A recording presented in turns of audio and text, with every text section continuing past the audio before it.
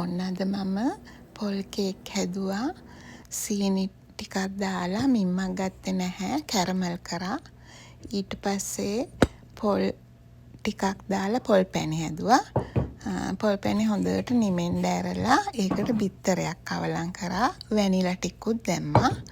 ඊට පස්සේ පාන් පිටි කෝප්පයක් අරගෙන ඒකට බේකින් පවුඩර් තේ හැඳි භාගයක් දාලා හොඳට හැලුවා. හලලා ඒකත් හොඳට පොල් පැණි එක නිමෙන්න ඇරලා මික්ස් කරා.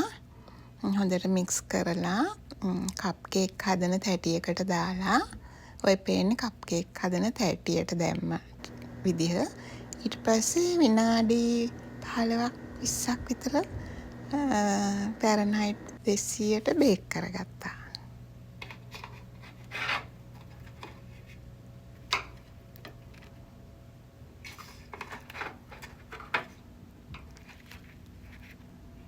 කප් කප් එකකින් මෙච්චරක් හැදුවේ.